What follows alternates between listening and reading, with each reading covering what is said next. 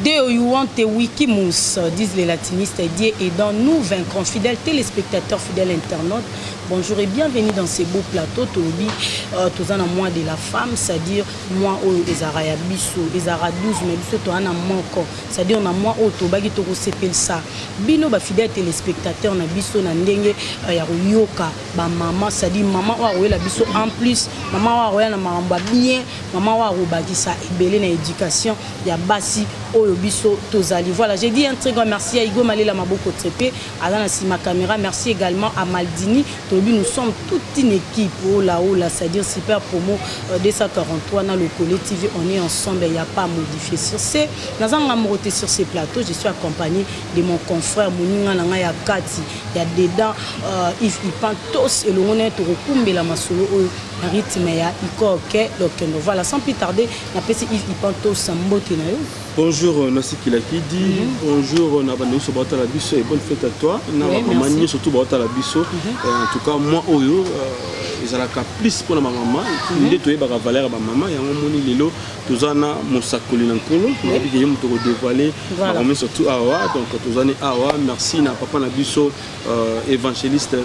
Ernest Mongu. Qui s'est dit opportunité. Il y a ensemble à la Katetonga Bendege. Merci na maman surtout. Tout est fait la garandenge. Donc voilà, merci. Voilà, merci beaucoup à toi Yves Ipantos. J'ai dit comme ça, bonne fête à toutes les mamans du monde entier. Maman Toubo Rolanda Bisso, bonne fête Nabino, bonne fête à maman Betty Kipoyi, bonne fête à maman Marie Manzambi également, à maman Angel Nabo Santé, Adèle Sassa, bonne fête à toi ma grande sœur, sans oublier Jol Mamaya, la Balobi Massangwa Fort, force tranquille, il y a Lé qui n'est pas Adèle Sassa, bonne fête Nabino surtout. Lelo, tous on a commis à Kitambo. Toye na église de Béni de Dieu, Toye Koyoka, la servante de l'Éternel, maman prophétesse Esther Mongou, et le honnête Rosombi qui n'a makanisi, na matali moi si ndenani, moi sayara na nini, tolobi le 8 mars, eza journée nini, yama puta bato si bat balati, toke na ona baba, tola na hotel, ba papa balamba, tondengeni toye bango, ensemble na bino tout au long ya magazine. Sans plus tarder, topé si invité na biso au hasard la prophétesse Esther Mongou. Bonjour, bonne fête, shalom maman. Oui, bonjour et bonne fête Yanassi. Merci. Et puis bonjour à Yves. Merci. Moi la biso ba maman. Nous ça fait bonne fête na ba maman nyonso. O bazo landa biso de partout hein. O bazo landa biso de l'oueza vraiment pour la biso. Bonne fête à vous. Voilà, merci beaucoup maman. On peut santé à papa, papa évangéliste. Après l'accident, tokomi wapi, moi nana beba biki. Ok, bien moto. Zambé, Zamba sali biso ngolu. Lokola ezape tombe pe moi na biso de la femme. Zambé sali kika sala biso ngolu. Touti na ba accident moko na bitumba moko ya minene makasi. On azopesa pe mbote na évangéliste Ernest Mongu esika zali Nzambe apambola ye baza visionnaire na biso ya église Béni de Dieu. Ya na site okutani na ba accident oyo Nzambe asali ke notre fille aînée ou asali accident au moment oyo tozalaki na kati l'église et ya bimi la chauffeur et puis que chauffeur a sali lokola ya lebi ke alakisa ye volant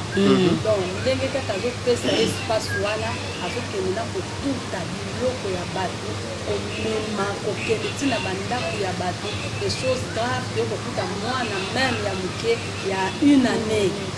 mwana une année na c'est ya mutuka oyo ke Nzambe a épargné biso na danger moko ya suya munene makasi ndenge ye moko alobaki na biso ke non eza année de vainqueur mais yeba yango ke ava tolonga toutaka na bitumba lokola bitumba elandi biso lokola toza kaka ba oyo ya Nzambe bible elobi na biso ke le malheur a fait sauver le juste mais l'éternel l'endeuille toujours amen Nzambe alongisi biso na bitumba oyo akotaka hôpital akotaki ba radio Nzambe asali ngolu ke azalaki sain et sauf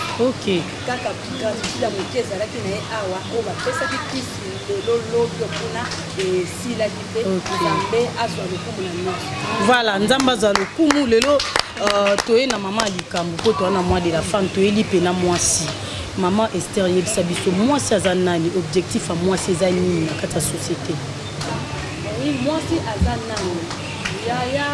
nasi na koyebisa oke Nzambe ntango asalaki Adam asalaki Adam liboso Bible lobi ke Adam atielaki ye nyonso ezalaki na se ya disposition na ye mais na kati ya kofanda na Adam azalaki na esengo te Nzambe azalaki kotalaka attitude ya Adam azomona ke ata sepeli alie asakani na banyama mais quelque part azofanda ye moko quelque part afandi boye quelque part Nzambe ayeko lokola Bible lobi c'est le Saint-Esprit qui sonde le cœur et le rein. À côté de la carte à monter, madame, on a que c'est une capacité. Le dame va être salé là, il y a moisi. Dans la Bible, dit que moi, c'est apparaître le bosso, il y a dedans. Parce qu'il y a dans là qui pour la montagne, il y a mon manche, on va apparaître le bosso là. Et puis, le jour, cette fois-ci, Ada CP là qui. Azaki na sengo komeka, nenga zale ko sakana na biloko, nenga zale ko ya komela, esenga mwasi lekaki. C'est-à-dire qu'il y a qui comprend que moi si ayaki ou ajouter sengo katinaye, ayaki ko bakise moko moko ko izaki katinaye, tina toujours denga moi si na moi o yazali valeur ajoutée. OK, donc ça dit moi ça touche Nzambe. Moi ça touche Nzambe. Assez ça niveau ya Nzambe, atie na capacité moko boye, o aya ko pesa aide na kati ya mobile. Apesa aide na kati ya société, aide na kati ya église. Amen. Apesa port moko ko songolo pour l'édification ya libota na Nzambe. Moi eloko ni moi jouer na moko ko rideau ya ndako comme disent les Kinois. Eza lokola droit ya moto. Moto soki même yo ndoko zawana. Soki déjà ba komi ko zotina droit na yo, oza sous le côté. C'est-à-dire au milieu de société. Soko miyebi ke valeur onga naza nango naza mutu tant que naza mutu il faut na sala eloko moko bona bo moto na ngai alors soki obani déjà ko sala yango te c'est-à-dire que yo moko miyebi te omiyebi te ndo ozomona ke moto mosusu be po moto aza normal akobima na libanda te alongoli bilamba akomotambola mutakala alors po moto akotambola mutakala malamu akoma nde liboma. C'est-à-dire que je suis bien sous-souté. Je suis bien salaté. Alors moi, je suis bien salaté. Je suis bien les choses, je suis bien sakalanaï. Amen. Voilà. Moi, si on a pèsé l'eau, moi, si on a remis l'eau, moi, si on a apporté en plus. Et pas mon bali na l'église na et si quand on pas allé avant moi si à parité autour 50-50 na mobile avant moi soit à kokana na mobile to avant moi si moi ça parité normal non loin de là ya nasi c'est que maman nyonso alongole loko ana mutu na ye mais soki lelo to so benga ba maman ministre ba maman peut bazo ko encadrer mibali c'est-à-dire que liboso mokili ezali kotambola na mpe ignorance moko songolo ezalaki na basolution oyo basi bakokaki kosala lokola baekartaki bango yango ozali komonaki bamaka mosusu mpe koya kosala te toya kosalema te te alors ezala bamaka mosusu mpo serie ezala esenganaki batya mwasi wana nde omoni komonaki no mwa mbongo ekomi komonana mwa bato bakomi kofutama moi makambo ekomi bien parce que moi si azu esika pourquoi moi si ayaki une éducation moko boye ya ko mettre loko nyonso na transparence c'est-à-dire que azaki ne loko kati na ye lokola ba pesa ki opportunité te moi asala yango ezalaki te ezaka ke moi si aye ko pesa pe mayele o ya zanango ko soutenir na mayele ya papa basala likambo ekele liboso mais lingi koloba te ke moi si bakokani po bible lobi yango mobali azali chef ya mwasi na likambo nyonso mobala kosikala kaka likolo. Amen. Donc moi ça okokana na mobali tatande ba toganga ya mo parité misala basi ya mibali basi ba romosala on ya na ngonada donc moi ça otikala on a trouver solution moko songolo et c'est que biso soto ya na capacité moko to ya na lignée moko yo pesio ya yo ngape na pesio ya ngai to trouver na solution yango zo mona ke basangisi mwasi na mobali ka pona ko trouver solution moko mais linge loba te ke bakomi ndenge moko. OK. Voilà. Mais si ko lelo il pense s'il te plaît lelo to comment on a peu ba maman le 8 mars yango yo c'est que toi to kokali na papa pour biso to bela ki parité le 8 mars lelo papa mta olamba papa osala nyonso papa onika bilamba po to ale 8 mars eza journée ba maman neti acte modèle wana moi si oyo zo lobela moi so ayaka na makambo moi so retrouver ba solution a kosala maman modèle wana nde yango nazoloba ya nasi eza ignorance oyo efandi na kati ya basi oyo bazotambola nanu na esprit wana parce que mwasi eza nango liputa te mais soki tokolata liputa lelo nazobandela kolobake parce que on est des Africains tokanisi kaka culture ya mboka na biso tomesanaka mingi na pani lokola bapesi biso mwana biso mokili nde reconnaître biso bapapa balobi ke non tokoki kotambola biso moko te tozomona basi bazotanga lelo basi baozala baarchitecte tozomona basi lelo baozala batailleur ya makasi tozomona lelo basi baosala alors totika bango na se te topesa bango mpe chance moko boye totambusa mboka ensemble lozomona ke na même thème ya mboka na biso eza ke tosangana tobature mboka na biso capacité ya mwasi na capacité ya mobali mais elingi koloba te ke non lelo lokola bapesi biso journée to se retrouver na bahôtel to se retrouver na bisika moko boye songolo tolala libanda totika misala na bapapa non mwasi aza na rôle na ye esengeli ajouer malgré moi oyo bapesi biso oza na bana esengeli omema bango na éducation oza na mobali osengeli osoccupe na ye oza na okoki kocélébre mpe yango non kocélébre eza na mabe te tocélébre ke mokolo na biso bapesi biso tosepeli esili me moko na moko ntango ezongi ke mwasi ya libala to mwana na kati ya ndako esengeli azonga na ndako na ye azonga na famille na ye arejoindre oyo ezalaki éducation ya famille arejoindre makambo nyonso elingi koloba te ke non lokola tokomi lelo tosala ba n'importe quoi nde nayebi biso ke aza moto ya liboma parce que aza mwasi oyo acomprendre makambo donc bapapa balamba te ko bon bapapa balamba te namonaka mpe eza nango le 8 mars te organisation mpe ya couple moko boye nakenda na couple moko nakuta chaque dimanche mobali nde alambaka mobali nde alambaka mobali nde asalaka nyonso mpona ndako nyonso je te dis papa sauf rien parce que ezali ndenge bayokani couple na bango mobali aza na posa asunga mwasi na ye mais lokola bayokani na bolingo na bango chaque dimanche mobali moto alambaka asukolaka bilamba asalaka nyonso mais mwasi aza kaka soumise epa mobali na ye respect envers mobali na ye malgré travail fait oyo mobali asali. Voilà, femme de valeur, il faut avoir la capacité nini et aussi important si y a le 8 mars pour na bino ba maman ezalaka nini. Tolingaka mwasi na le 8 mars oyo eza lokola moment oyo tozongaka na réflexion tozongisa bato na kati ya réflexion bato bayeba qui est femme bato basala ba n'importe quoi te parce que mwasi aza na badon mingi kati na ye babisusu bayekolaka kokanga suki baza na bakartier oyo ebele même oza na niveau ya kofungola nanu salon te organise-toi oleke bakendaka kosakana na yo na nzela bakendaka kosala botroma mendiante ya kosengasenga ya kolandalanda bato na nsima oza na eloko moko boye kaka na yo moko ya komipesa solution parce que bible ezoloba na ngai eza na mwasi moko mpe na absence ya mobali na ye asovaki bana mwasi ya baprofete na absence ya mobali na ye mobali azalaki te baye kokanga bana na ye parce que mobali azalaki na nyongo etala mwasi oyo lokola telemaki aluki afuti nyongo ya mobali mpe asauve bana ndenge olobake mama amiyebake aza na don ebele kati na ye aza na biloko ebele kati na ye isifi amitia yebake no ngai nazalaka na don nini classe nini onga na sala eloko nini eza capacité na ngai eloko nini oyo nakoki kosala na vie pour que na nourrir foyer na ngai pour que na futela bana na ngai classe na soutenir mobali na ngai ata na loyer parce que lelo tomoni basi ebele bazosala bazosoutenir même mibali na bango na loyer mais quartier bayebaka te famille bayebi te mais mwasi moto asalaka nyonso secret ya ye na mobali na ye eye olobaki oyo oza nango mizongisa kanisa naza mwasi oleke nakendaka kaka epa basheri basakana na ngai oleka nalandalanda bato na bana kosengasenga nga mpe naza capable ya kosala mbongo nasomba kabelo yanga moko naza capable ya kosala mbongo nasomba liputa na nga moko nalala nzala mokolo moko te c'est-à-dire que moi oyo ezosa réflexion kati na mwasi bosali bacampagne ebele bosali baséminaire baenseignement ebele bopesi mpona mwa oyo ya bamama me bamama bazoyoka te bazozongaka na miniti oyo tozosolola boye eza na bamama bana baterrasse eza na bamama oyo bamipesi na vie moko mpona le 8 mars mpona mwa oyo mars basakana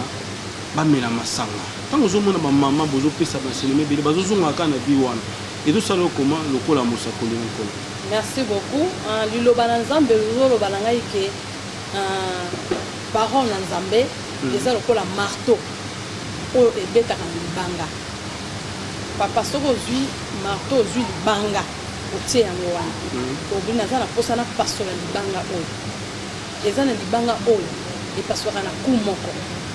eza na libanga oyo epaswaka na deux coups mais libanga mosusu eza il faut obanda kaka kobeta jusqu'à seke ekopasuka nde ozomona ke liloba na nzambe mpe kati na moto mbongo wana mpe eyaka bongo kati na bato liloba lelo etuti lelo opesi conseil na kati ya ndako bana bayoki batosi mais lobi okuna omona motu mwana wana bando banda koloba ayokaka te ndenge oloba te ke orejete ye obwaka ye mais non tia ye esika wana continue kopesa continue koloba église mosala yango to mpe famille mama na kati na foyer mosala na ye eza kaka ya koloba lelo omonake mama ateyaka alobaka asalaka mais mwana moko basente ye mais mama azoteya azoloba mais mwana moko lobi okuna agafe mwana moko lobi okuna asali boye engoloba te ke mama akataka conseil non okoki kokata conseil lokola motu moko te parce que oza kaka na ye moko te ata oza kaka na ye moko continue koloba continue kosala malamu continue toujours eza na mokolo moko nzambe akokota mpe mbongwana ekoya voilà tomoni mama ebele pembeni na yo na nsima na yo mpe liboso na yo lokola maintenant mama mosakoli okanisaka nini mpona bamama to mpo ozokanisa nini mpona bamama mpona kopesa bango enseignement moko kitoko non soki nakanisaka nini wana eza bainspiration oyo nzambe akoki kopesa biso mpona lobi oyo deja esi tosalaka deja eza ebele neti nini tosalaka deja toza na baséminaire oyo deja tosalaka toza mpe na bavisite ya bahôpitaux oyo tozokana mpe lelo tokende mpe na prison epuis ke tozokana lisusu kofungola deja ONG moko kaka mpona ntina na église esoutenir bafemme seule esoutenir baveuve esoutenir mpe baorphelin nde oyo eza koya na mikolo eza koya oyo nzambe soki asongi biso maintenant mpona enseignement koteya bamama estce eza na mwa eloko moko eza basé epai na yo mama prophétesse oyo opesaka bamama comme leçon na bandako comment bakoki kozala parce que lelo bapapa voilà donc lelo bapapa ebele bamoko ya basi na bango baya na kati ya etonga parce que akoya etonga depuis ntongo na ndako asisi mosala ya papa te asisi mosala ya bana te nayebi te place wana ozokanisa nini mpona bamama surtout côté enseignement kopesa bango mwa leçon wana na ndako deja babongisaka bakoma bakoki kozala na mibali na bango na ndako oui leçon mpona zongisa oyo na teme na ngai wana koki kopesa na slogan moko tolobi ke tobengaka wana elage femme ne lâche pas ne cède pas l'oppression femme ne cède pas à l'oppression nde oyo eza slogan oyo topesa na bamama elingi koloba ke na question otuni ngai ezali na ndenge baza boye baza bilongi ebele ndenge baza bilongi ebele nde ndenge mpe makambo ekesei na bomoi na bango alors pour ke bazala basi pour ke bafanda baningana te na bamakambo ezokomela bango nde topesa slogan oyo ya femme ne cède pas l'oppression peu importe ekoya na vie na yo peu importe ekotelema na bomoi na yo kosede ata mokolo moko te il faut lutter il faut se battre parce que balobi eza biso ke mwasi oyo aza kobunda te mwasi oyo aza kolite te azoperdre ndenge bible ezoloba biso na mokanda na lokola Sarah perdre Abraham pourquoi akomi mwasi ya bambanda ebele pourquoi parce que asedaki pourquoi parce que akomaki ke fight moko ekomaki na ngambu na ye Sarah bandaki so kobota te Sarah azalaki na mwana te amoni age eza avancé makambo ezosimba te kena okende kokufa aye moko akopose mobali na ye alobi botatala mwana mosala c'est-à-dire ke azalaki susu sire na ye moko te amoni ke non makambo ezokoma na lembi na ngai na cd nde tozoyebisala bamama oyo bo po ke bazala basi bakende ntina suka basede na oppression ata mokolo moko voilà maboko mpona mama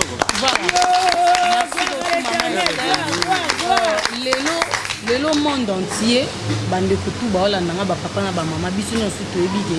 balobaka kolia na mwasi kolia na ndoki eza biloko tokuta na mokili kolia na mwasi kolia na ndoki mwasi atongaka mboka te nini fu mwasi nini fu mwasi On a l'habitude de voilà. Babi on sta mabe balata mwasi, babi mwasa tonga mboka te. Kolena mwasi kolena ndoki. Na éviter maman Esther yo le roi prophétesse. Ba attribution no sta mabe na balati sa mwasi. Est-ce que ils a solo mwasa tonga mboka te kolena mwasi kolena ndoki. Mwasi lingaka bandeko basemi. Mwasa ndimaka batu te. Mwasa ato lesie ningi nini. Ato sombele nini mwasa ndimaka te. Or Bible et la Bible éduquer une femme c'est éduquer toute une nation. C'est la Bible. Oui, tu vois la Bible tu vois. Mon kilipe kaka côté msou mon kilelobi éduquer une femme c'est éduquer toute une nation. Côté msou mon kilelobi kolela mwasi kolela ndoki. Mwasa tunga mboka te. Analyse inoko osala na ba biloko wana mibani. Oui, ya Nancy ngana ko ebisa o moni na ba makambo susu. Ce qui nous a par ignorance, ils ont pas aboutir à rien dans les jours à venir. Parce que les bossos sont tangi mingi. Il y a un monde qui thème na biso ezali femme de la nouvelle génération. On a les 31 ans. Et nous on femme de la nouvelle génération, femme ya sika. Et on va que femme a kala pe bazalaki. Alors ce qu'on monde que biso toza ba africain. La tangu ya kala biso to bana ko sela mingi bokoko. Tobane kosela mingi bokoko tobane kozonga mingi na maloba ya bakoko yango zomona ke no makambo pe mingi ezalaki kosala ya mabe na sese tozala ko sosola yango te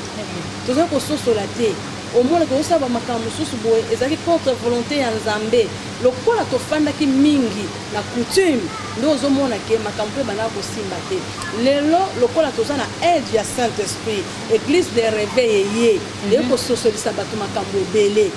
ndo zomona ke non lelo mwasi pe akompe liboso bata telemi ya lobi mais lelo pe ezana ba tribu mususu ezalaki ke mwasi neti na tribu ya ngai ezalaki ke mwasi akolia mesa moko na mobali na ete mwasi akolia mesa moko na mobali na ete alors soki mwasi ngai nazoloba na mobali na ngai naboye ko etale na yebi biso ezalaka balia nde mbisi ya mai te ozomona wana nzombo mpona biso bato mai ndo pasi baliaka te ozomona ke bato na bato bazalaki na bikila na bango alors lelo na kati ya bonzambe tobuka bikila wana tobuka yango lelo tokoma kosolola parce que ezalaki liboso soki mobali na nga fandi na kiti mwasi wana ofanda na se talaka mobali oyo yo afai na kiti yo ofai na se ozana posa kolia mobali olia na mesa yo ozolia na mabele batieli yo sani na se ozolia ozosola na mobali na yo ozelongi na se ya azolobela nde mutu na yo ozomona babiloko modele wana lelo Nzambe aye kolongola biso na condamnation oyo ezalaki ya coutume alongoli biso na balien wana lelo tokomi na bonzamba apesa biso accès moko boye songolo lelo biso tobana kolia koba te nakoma olia ngai na bali mungala mena olia koba na ndenga osakana te na ndenga osakana te mabe mbisi ya mai na ndenga neko mona ke na perda bata bagu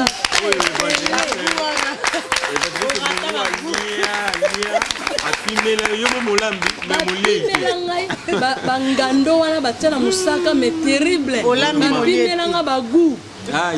bapimelanga bagu mais parce que pourquoi babana koloba na biso soko lie yango okoleza ba conséquences tozala ba kwanza na nzoto babiloko ya na siti leo na luka ni kwanza na nzoto na ngai donc na regretta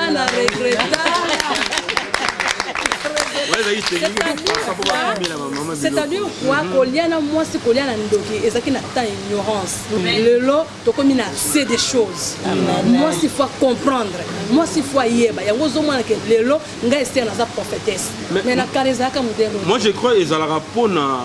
trahison au mingi ba maman bozalaka nango parce que au moins maman bozani bien ndako libala mais infidélité toujours azobima libanda kolinga pe mibali mususu yango ndeke babengaka bino na sens wana kombo wana bomema ngambo pona ngo parce que mobala ko bima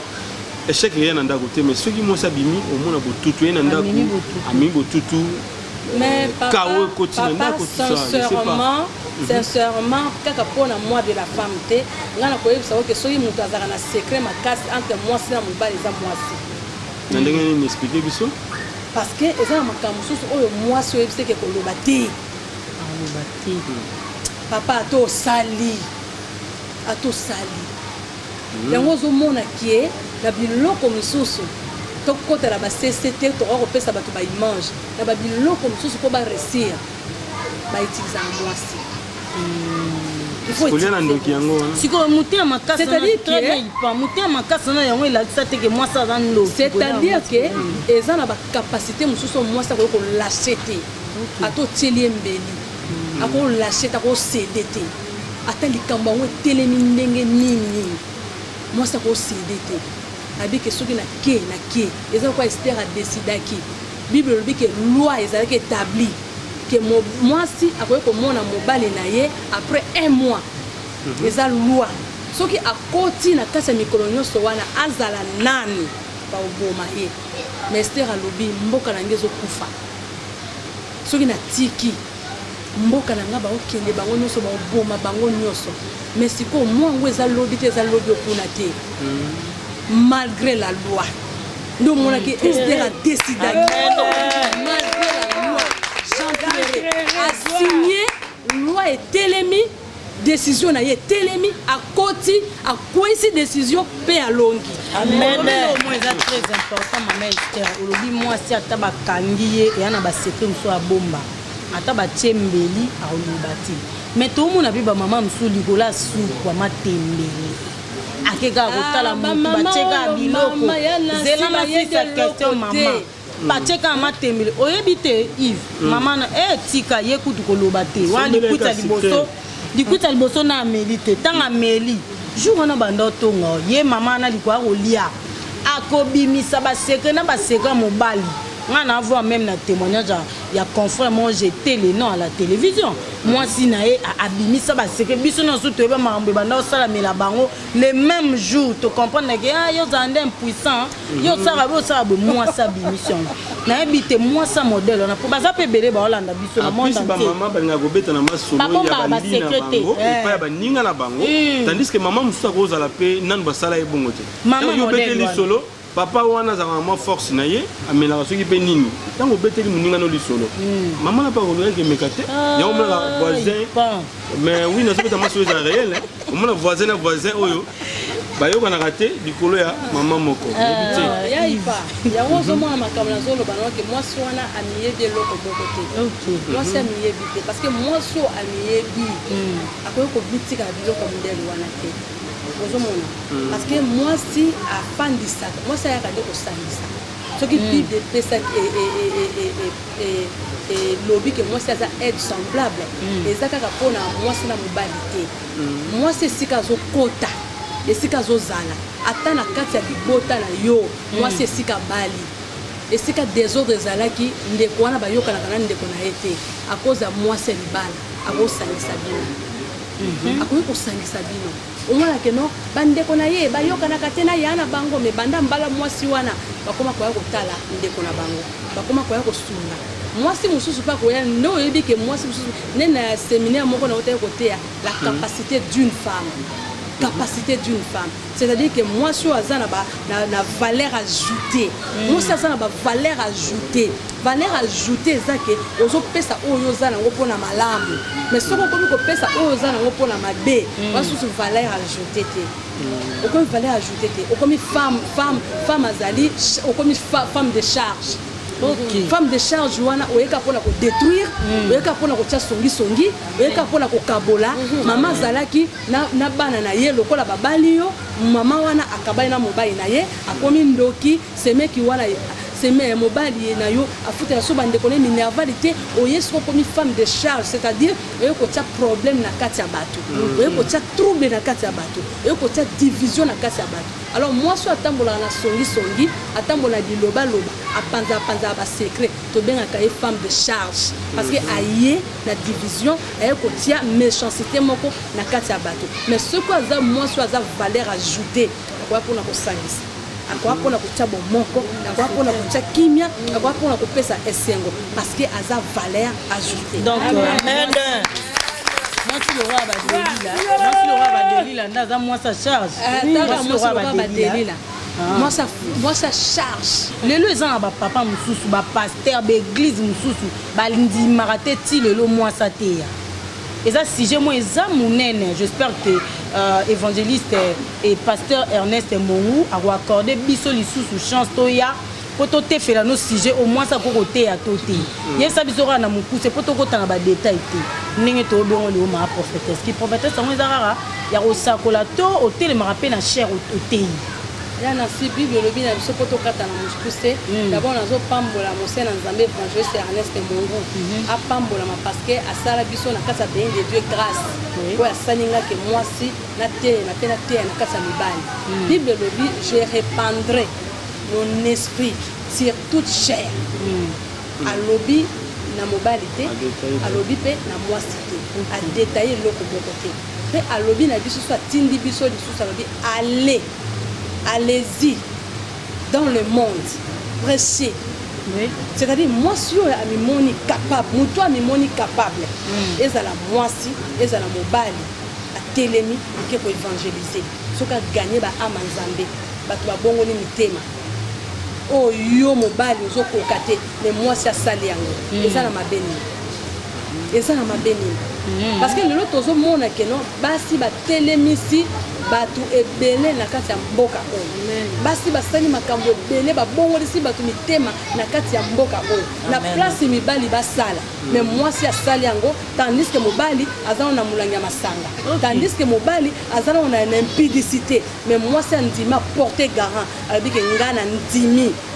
na ndimi kokende koteya na évangéliser na bongo lisa batu mitema où est le mal c'est-à-dire que ngolu loko le pesa meli biso na béni de Dieu mosai na nzamba tia accès na mwasi o azana mulimo na nzambe oyo nzamba benga telemisi asala musala librement. Amen. Apôtre Paul aloba que les femmes se taisent na béni de Dieu zate. Non, bon au moni lelo il faut autant la Bible malam. Il faut vraiment autant la Bible malam parce que eyaka na Éphèse ezalaki na makambo ezalaka soko salima malamu te. Alors Paul atineli na Timothée alobi na yeke basi bafanda kimia bateya lisusu te elingi koloba nini ezalaki na makambo oyo ezali kosalema ya malamu lisusu te makambo ezali kosalema mabe. Alors esengeli na basali na Nzambe bazwa rigueur batelema baloba ba défendre l'église parce que église spirituellement babengi yango mwasi na Nzambe. Alors esengeli batu batelema ba défendre église efanda kimia église tika eza susu na ba problème te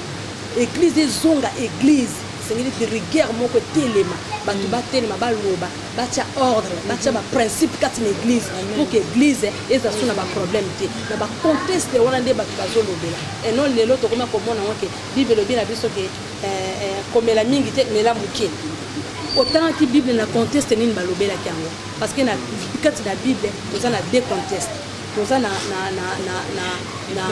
spiritualité toza pe na physique c'est-à-dire que au comprendre Bible malamu interprétation c'est za la malamu mais yo zozwa kaka partie moko po eza na avantage na yo zozwa partie wana mais soko commissaire on a soko on a des avantages. Voilà, merci beaucoup to comme na suka maman Esther na ba téléspectateurs ba maman nyonso ba la nous to na mois de la femme ba maman nyonso ba landi biso du début à la fin bakoko retenir nini par rapport ya passage na émission oyo et puis o énumérer biso si possible ba qualité nini au moins sans malamu à cause là comme ça ba o bazana on te ba luka moyen baba na remis changer les héros ba koma na et puis au mot de la fin poto kabon. Merci beaucoup Yanasi nazo ko s'adresser na basi nyonso en général o bazolanda biso sikoyo na lobi na bango boye moi o exemple moi na biso moi o lokole pesa meli biso moi si nyonso esengeli azonga na kiye c'est-à-dire kota na penser na yo kota na kiyo bana ko réfléchir maintenant oza moi si otanga lelo ozo sala lelo ko moko te otanga lelo ofandi na ndako mais oza na ba do moko bwekati na yo mais luka otelema o luka musala luka otelema na ba capacité oyo Nzambe atie kati na yo o se soutenir to pe o soutenir libota oya yo femme seule oza lelo yo moko ozo bate nini okoyo kosala mais oza na don oyo Nzambe atie kati na yo okoki mpe koexerce yango kaka mpo otombe na banégativité mosusu te. Lelo nzambe asali yo ke oza na baboti soki ozotanga ngai na koekonseye yo mwasi tanga lisusu makasi pour ke lobi na yo ezala meilleur. Nazoyebisa na bato nyonso oyo deja basalaka misala kosala mosala na biro moko songolo to esika mibali bazali elingi koloba te ke okokai na mobali. D'abord na kosenga na yo respecter mobali comme il doit ndenge Bible ezosenga na biso et puis que oyo nzambe atie kati na yo luka lisusu osala ngo lisusu makasi koleka nzoka nde mosusu mpe na nzela na yo pour entreprise etombwama il faut leka kaka na nzela na yo pour que bato wana bayebana il faut leka kaka na nzela na yo mais soki yo mozongisi nsima omoni ke okoboma mpe mokili mobimba pour que Esther abikisa bato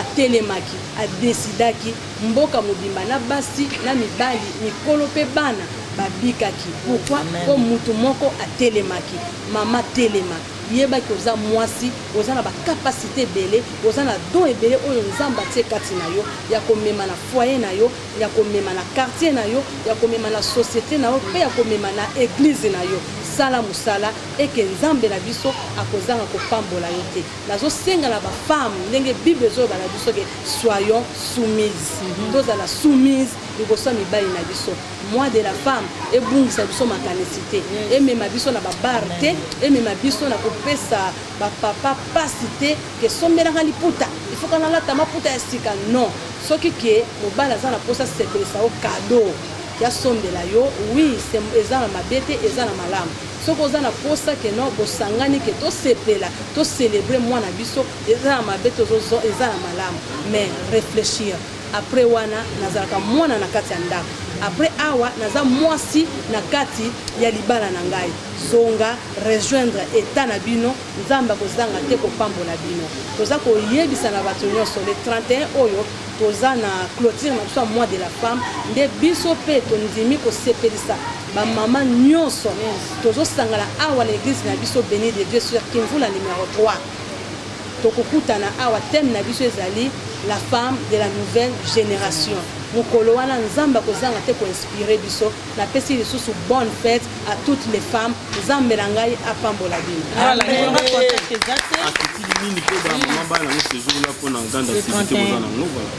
Non, d'abord attitude au bakoyo koya nango mukolo wana ezali d'abord c'est la joie d'abord. C'est la joie eza mukolo na biso o ba reconnaître biso tozo clôturer mukolo wana eza esengo po na biso yango mona ke même ba musicienne chrétienne pe ba koleka awa ba koyemba ba ya peke bazwa kozwa eloko moko de la part de Dieu pour que et clôturer moi na biso après makambo wana nde to bani soko ko exercer o nyonso to yoki pendant tout un mois. Voilà numéro de contact. Papa, en tout cas, papa, chaque manifestation, il y a ma maman l'église, na biso, na mon papa va répondre à mingi. Bonga moko na ye ko joie, na ye ko mitu na question, ba question pe na jubiano peut-être ba yaka na ba place ya basi, ba ko rasu ko soutenir bango na ba mateyo ba yaka ko yoka aw. Donc za mala mi. Numéro na ngai ya biso ezali 089 75 15 851. Donc plus 243. Plus 243 75 15 851. Wana ezali soko bengi directement aux Mosai na Nzambe évangéliste Ernest Mungu pour ko zwa biso directement. Ah ya yote ya papa. Oui, on travaille avec un numéro, tu travailles avec un numéro. Ok, pour battre nous sur la tête, na dit maman encadré ngai na sur na maman bon ya problème te so ben numéro nous pas poser puis maman en même temps. Merci beaucoup aux aki lipamboli pour na biso na bandiri balandi na. Merci pe pour na yo ya nasi eza mwana biso na sepeni mingi pe na pamboli pe papa nzambe na biso asala na yo mingi parce que na internet déjà tozomona na sikila kidi eza na batemi mosusu bato bazopesa ezosala mpenza kitoko mingi te mais pour que au moins que ça le conseil moko pe na kopesa bino pour que moto azala mature le vrai responsable et c'est que bo soigner ka ba thème na bino parce que thème est sérieux ba pe ba okota likamo ba yoki na thème ba koti ba yoki yango o sala ke lobi so balanda yo mais ce que moni ko pesi thème mususu o pesi image mususu ndozo mona ba zo ba critique ebele ba zo finga bino o za pe na ba abonné mukie lelo tambola malembe koluka ba abonné ebele te qui mukende ngozo mata respecter thème na yo et vous ala malamu. Merci. On a déjà Yves Pan aussi. Voilà, en tout cas merci maman prophétesse Esther Mungu, merci na maman sur vous biso ensemble. Merci na bandorine surtout bolandi biso. C'est juste un petit conseil au maman à Pessi pour la biso, à Pessi pour na bino ba maman botali biso en tout cas sur que ça les liango et ils allaient bien moi changement pe ndako libala li conjugal na yo et pour changer tout ça là oh maman mo s'appelle Pessi. Merci qu'il a bonne fête aussi à toi. Voilà, merci beaucoup à toi Yves Pantos. Merci également na présence à maman Nyonso Baza. On était bénis parce que tout ça na maman ndi ba pambola pour ba maman ndi ba pesa vie. Merci à toi Igo Malela Maboko Trépi avec na sima caméra également à Maldini. J'ai dit comme ça merci à toute l'équipe Locole TV Europe. Tolobi so inkole sumasia azongi lelo te tokuta na no micro ngoya na numéro ya sika na ba émission ya kitoko botika la brancher connecté. Vous n'allez jamais déçu de la bino ya trop. Encore une fois, bonne fête des femmes à toutes les femmes du monde entier. La bino ya trop. Bye. Bye. Bye.